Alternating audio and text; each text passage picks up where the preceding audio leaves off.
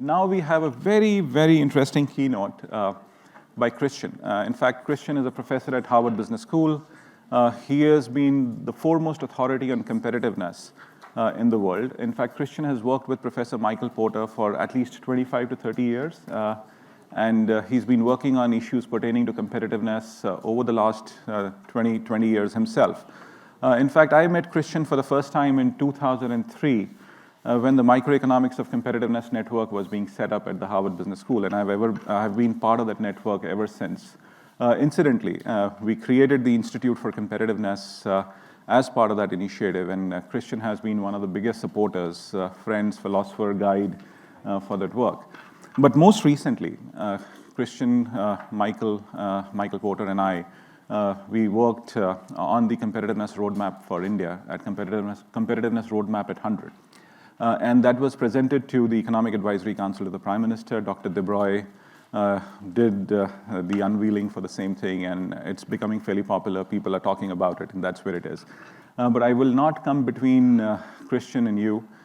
Christian, I would request you to present your ideas on the competitiveness roadmap for India, and an honor to have you with us today. Over to you. Thank you so much, Amit. Thank you so much. Well, thank you so much for this opportunity. So one thing is for certain. We are going to hear a lot of positive things about India during these next 2 days. It actually already started yesterday. John Chambers talked about that betting on India is actually not a bet anymore. It's almost inevitable. It's almost a certainty that India is going to be a growing part of the global economy, one of the key opportunities for global perspectives, and a success story for Indians. And of course, this positive news is rightly so that we're talking about it, because I think we need to accustom ourselves much more to this changing role that India is going to play. So the IMF recently just talked about that India is going to be now the biggest contributor to global growth. It's the largest economy that's going to record over 6%, close to 7% this year and next year in terms of economic growth. You can look at the demographics. This is the year where India surpassed China. The dynamics are even more stark. China's labor force is going down in absolute terms. India's labor force is young and rising and will so for the next couple of years. So there are fundamental economic forces that are going to push the Indian economy forward. But it's not only that, it's not only kind of these fundamentals, is that, as Dr. De Broglie pointed out, there has been a lot of policy changes as well in India. And this has equipped the Indian economy with some of the key assets and capabilities will only matter more in the years to come, particularly on the digital space. And we are here close to Silicon Valley. There is a huge opportunity, and there are few other places in the world that are better positioned to play a central role than India. And it has already done so domestically with the India Stack. There's also been a lot of other policy changes, from infrastructure to regulations to what you call the basics that the government has provided over the last few years, that I think we in the West, if I may say so, have not fully appreciated. And the impact of these policies is only going to show itself over the years to come. So all of this is the positive news and the story about where India will likely go. I'm not going to talk about that. What we were asked in this competitiveness roadmap work for the Indian government was something different. It was trying to answer the question of what are sort of strategic policy choices that India might want to consider if it not just leverages these fundamental forces in its favor, but actually reaches its full potential. And reaching this full potential will require action. There is nothing automatic about that. It will require sometimes also hard changes within India. Now, obviously, I think this task is pretty impossible to fulfill. Who can make predictions or policy recommendations over 25 years? There's so much change happening. Who can claim to even give advice to a country that's so complex, has so many facets to consider. So take that with that context. What we try to do is actually provide more an idea of what's the considerations that have to put into focus. What are the priorities that India will need to tackle? And I was so happy on that task to have the chance to work with Dr. De Broglie, work with the colleagues at Niti Aayog, work with colleagues in the Indian government and get their advice, and of course, work with my good friend Amit Kapoor and his team to kind of learn more about India and kind of start engaging in this dialogue. Now, first of all, if you look at the past trajectory of the Indian economy and compare that relative to where it wants to go in terms of middle income and eventually high income status, what are these kind of normal dynamics in terms of those aspirations? Well, when we look at productivity, labor productivity, which is often taken as kind of a very central measure of the actual competitiveness of a location, the dynamics in India are actually quite positive. Yes, it still has a long way to go, but there has been catch-up to other middle-income countries. And 25 years is a long period of time.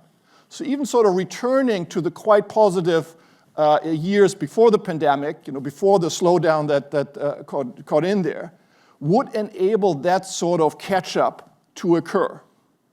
A lot of it, I would say, based on the type of policy changes that we've seen over the last few years. But prosperity is a function of both labor productivity and labor mobilization. And if you look at labor mobilization, what we see is that the gap to the middle-income countries is about the same as it is for labor productivity, but the dynamics over the last couple of years in India have been much more negative. So in order to make that catch-up, even to middle income, not even high income, something structurally has to change. And I think it's important for our Indian friends to recognize that, you should celebrate the great future that's ahead of us and the dynamics that are there. But don't let that take away from your focus on the changes that you also need to drive. The work isn't done yet. A lot of the work is ahead of you in order to reach these ambitious goals. So what we then try to do in this work is try to figure out, okay, so what are the key challenges, or we call it the hills to climb, that India needs to think about if it wants to make that dramatic transformation and really take advantage of that opportunity that's so clearly out there. And I'll talk about 3 challenges that we perceive within India in terms of the Indian data, but I'll also talk a little bit about the changing global context. Because it is important to recognize that the type of growth mechanisms and recipes that worked for China and other Asian countries in the past do not exactly apply now. The world has changed, technology has changed, economic context has changed. So India will have to chart out a new path to success in this context. Obviously, this is important for India, but quite frankly, it's very important for the rest of the developing world. Because the challenges that India is facing are to a large degree actually not that unique to India. You see the same in other parts of South Asia, you see the same in other parts of Africa. So India has an opportunity to chart out a new course that will be very critical for the world overall. Let's move into the first challenge.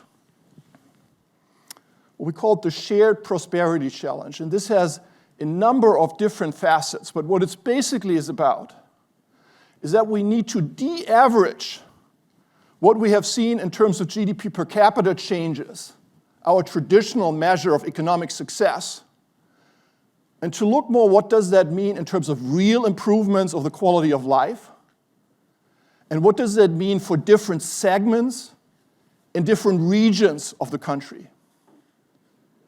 And there the evidence suggests that we're facing some challenges in India.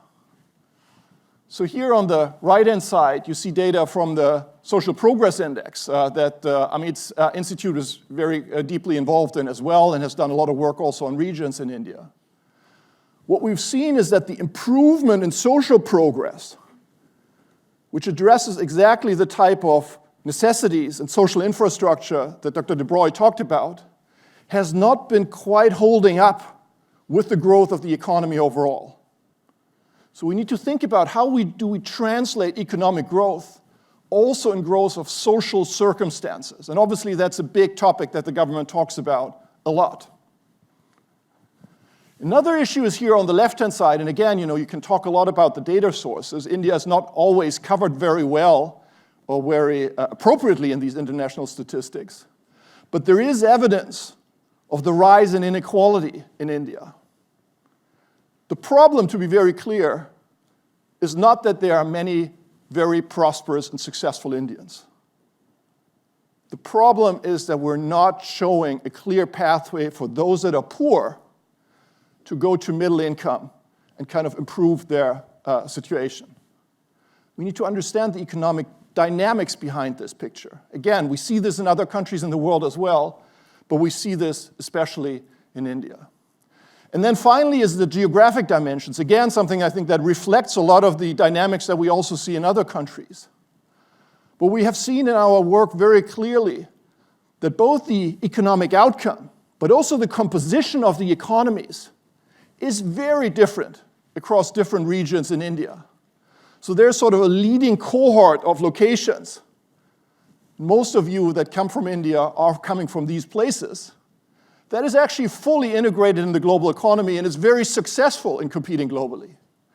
But then we have these other locations that are almost unconnected, even to the rest of the Indian economy.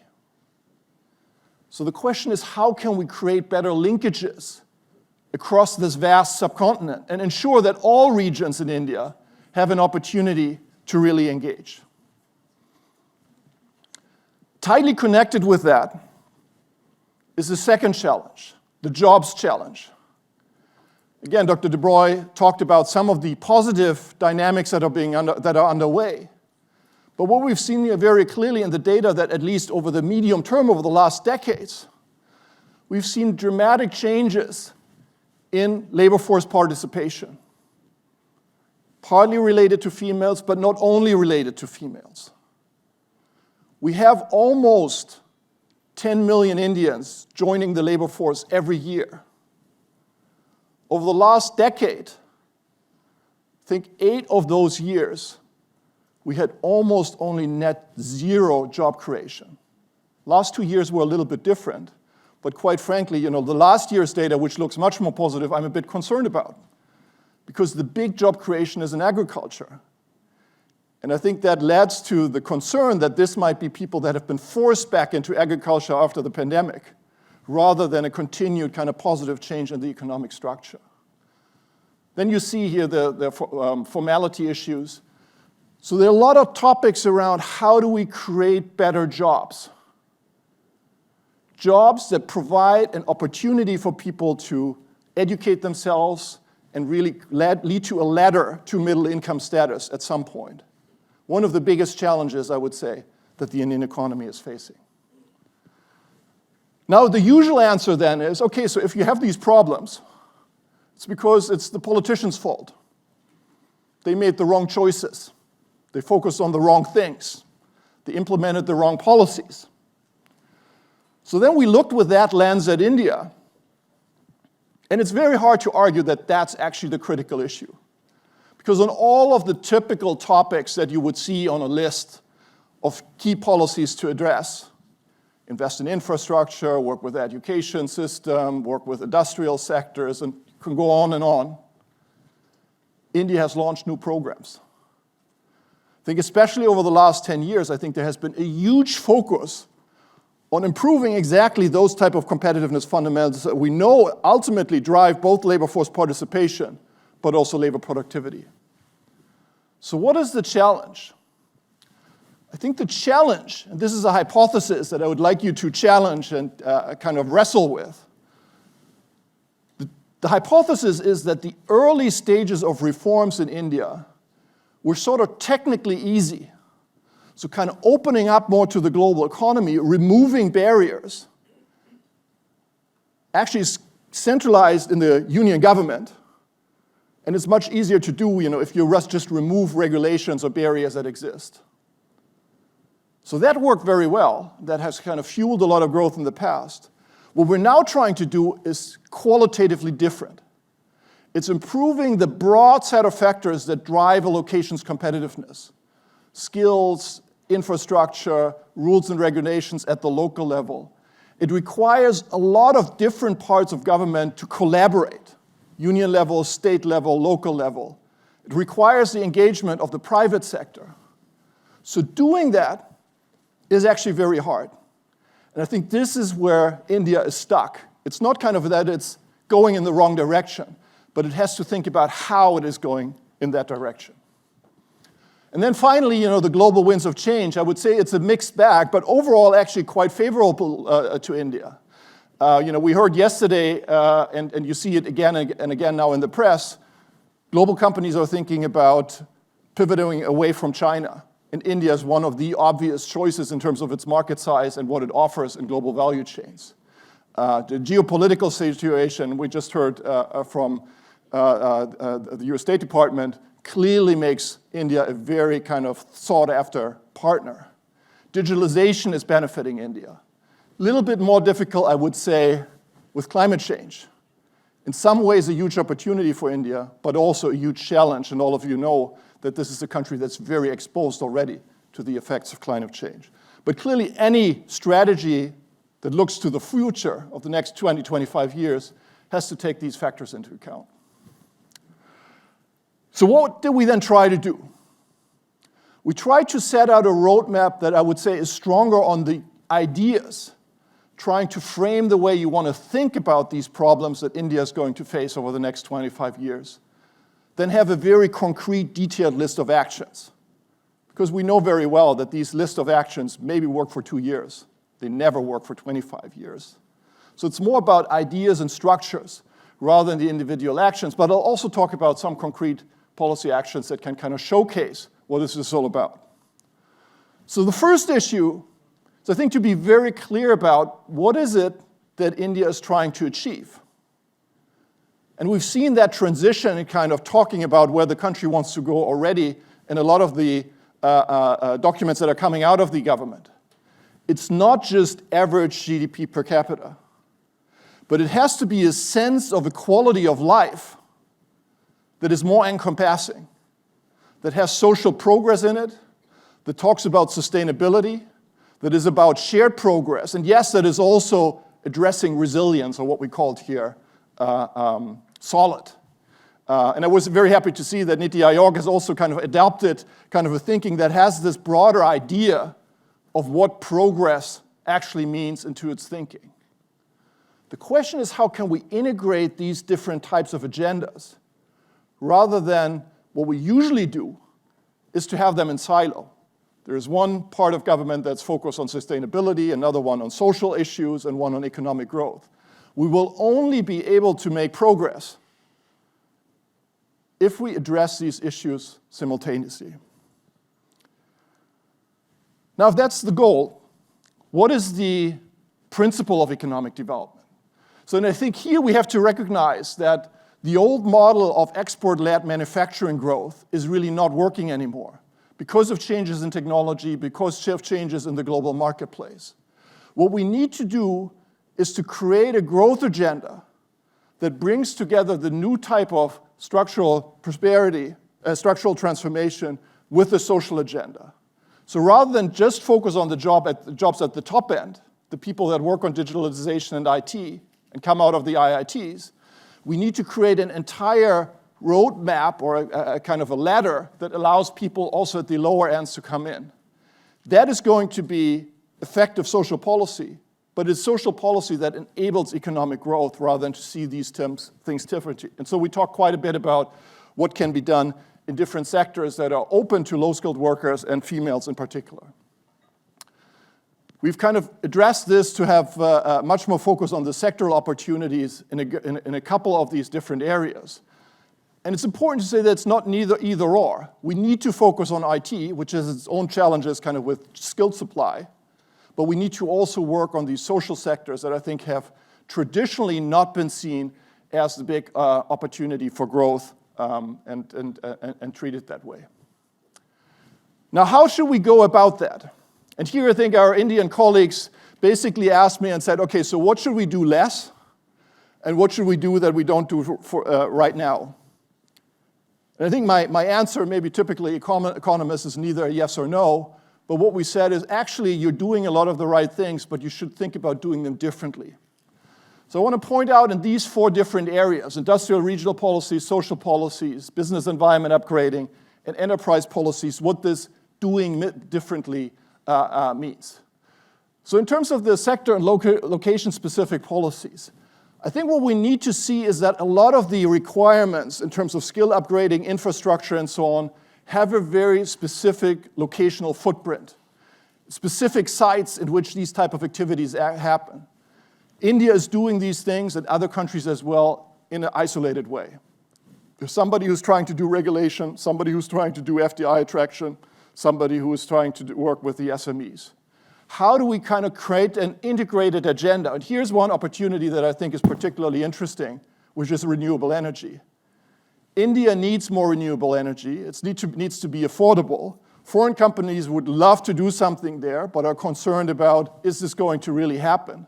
So we need capital, we need willingness of government at different levels. We need to kind of create a package that overall can achieve this transition. I think there's a huge opportunity for the US, for Europe, to partner with India in order to make that happen. But it will only work if also on the Indian side there is that collaboration between the union government and the state and local governments to kind of really create shovel-ready projects that can do this. It's not easy because you will need to look at the market side to ensure that the demand is there. But it is possible with the different type of policies that we see there. Social policies. We talked yesterday at the dinner already about the involvement of females in the labor force. A lot of that has to do with barriers that we traditionally talk about in terms of social policies. Available of childcare services, public security on your way to the job and going back from the job. We need to stop seeing those as separate issues, but actually as an economic opportunity. Healthcare services. It is not just a spending issue that we need to provide these basic services to our population, but it's also a huge employment opportunity, especially also for lower skilled people. So we need to integrate those perspectives. Strengthening markets. I think too much of the Indian discussion, in my view, is still kind of shredded in the thinking about that it's a matter of inputs that are not there. But if you look at the reality, in agriculture, India is able to feed itself. The agricultural industry has been able to do that. Electricity, you now have enough capacity to create enough electricity at the national level. Education, you've increased enrollment rates. So the problem is not simple factor inputs. It is creating effective markets that enable you to use these inputs and create better outcomes, which in a way is much more difficult. Enabling the growth of competitiveness firms. We have fantastic large Indian companies that have been very successful and are very successful in the global markets. We have a sea of small companies, many that never grow and never improve their performance. We need to have a dedicated agenda that really helps the medium-sized, ambitious companies in India to grow. And there's no simple solution to it. I mean, World Bank and others have looked a lot at this, but we need to have a clear agenda. Now, finally, to get this done, we need to talk about the structures, the institutional architecture here that India needs to be able to implement these type of policies. And I'll not go into the details, but just mention two examples. I mean, one obviously is the federal structure. I think there's a sense, and especially Niti Aayog, I think, has done a lot of work to try to empower regions, states and sub-state regions, to kind of set better strategies. But we need more for clarity on how can this interplay between different levels of governments work effectively in India. In particular, also, Dr. De Broglie, for urbanization. I think it will be crucial to really make sure that we have the right kind of structure that support that. It's not only, though, those levels. It's also at the level of the union government. So we counted the ministries and departments. And I think the number is above 50, which is very high. The US government doesn't have 50 secretaries at the federal level. The problem is that you end up with a lot of silos that optimize within their realm of policymaking, but you don't coordinate. So I think there's a lot to do here to think about how that could work better. Now finally, what have we seen already in implementation? I think the recently announced budget does a lot of the right things. It focuses on investment that's still needed. Infrastructure, I think, is an area where still needs to be done. Tries to do a lot of other things in terms of cost of doing business, health sector, a little bit also on the trade side, in a way that's fiscally responsible, which is absolutely crucial. So I think a lot of positive signs here. Maybe what I'm missing is how to fit that into a broader changes of the structures that are going to develop or implement these type of programs. Are we really doing enough in terms of these location and sector-specific policies? Are we integrating the social and the economic agenda as it could be done? Are we thinking about that new institutional architecture that is critical for India? I think there is a lot of positive momentum in the country. And what we hope with this roadmap is to provide some initial thoughts that help our Indian friends to move in that direction. But let me end with a final comment, not to our Indian colleagues, but to us in the West, in Europe and in the US. I think our role is important, even though the real choices are going to be made in India. But we need to see that the India that's emerging is different from the India that we still have in our heads. And we need to recognize that a successful India is not only good because it's a larger market for our products. That is also true at some point in the future. But a successful India is so crucial because our global goals, in terms of a more resilient global economy, in terms of achieving the net zero transition, in terms of a kind of more stable world, is only going to be achievable if India is successful. So India's success is in our best interest.